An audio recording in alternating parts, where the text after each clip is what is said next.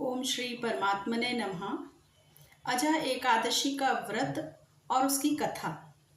श्री युधिष्ठिर महाराज ने पूछा कि हे केशव, अब आप मुझे भादो मास के कृष्ण पक्ष की एकादशी के विषय में बतलाइए। तो श्री कृष्ण जी बोले कि हे राजन, भाद्रपद मास के कृष्ण पक्ष की एकादशी का नाम अजा है। इसके व्रत करने से समस्त पाप नष्ट हो जाते हैं।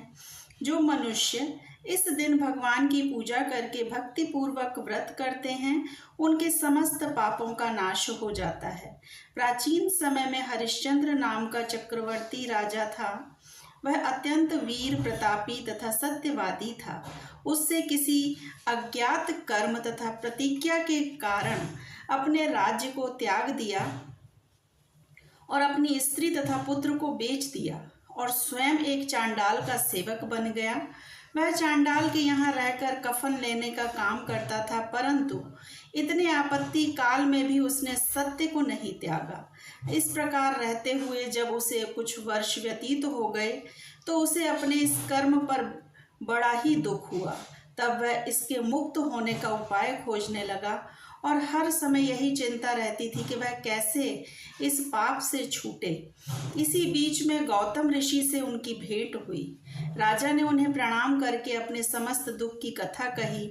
महर्षि गौतम ने राजा से कहा कि हे सत्यवादी हरिश्चंद्र, तुम भाद्रपद के कृष्ण पक्ष की अजा नाम एकादशी का विधि पूर्वक व्रत करके रात्रि को तथा कीर्तन करते हुए भक्ति सहित जागरण करो।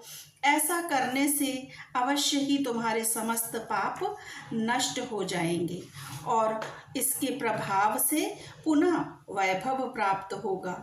और गौतम ऋषि वहाँ से चले गए। तत्पश्चात अजा नाम की एकादशी के आने पर राजा हरिश्चंद्र ने मुनि गौतम के कहे अनुसार भक्ति तथा श्रद्धा पूर्वक व्रत धारण कर रात्रि को भगवान का कीर्तन करते हुए जागरण किया, जिसके प्रभाव से राजा के समस्त पाप नष्ट हो गए और स्वर्ग में नगाड़े बजने लगे तथा आकाश से पुष्पों की वर्षा होने लगी। उसने अपने सामने ब्रह्मा, विष्णु, महेश आदि सभी देवताओं को खड़ा पाया। तब उसने अपने मृतक पुत्र को जीवित तथा अपनी पत्नी को आभूषण से युक्त देखा। इस व्रत के प्रभाव से उसे अपना राज्य पुनः प्राप्त हुआ और अंत समय में अपने परिवार सहित स्वर्ग लोक गया। हे राजन, यह सब उसी अजा एकादशी के व्रत का प्रभाव था। जो मनुष्य इस अजा एकादशी का व्रत करते हैं तथा रात्रि जागरण करते हैं, उनके समस्त पाप नष्ट हो जाते हैं और अंत समय में स्वर्ग लोक को प्राप्त करते हैं।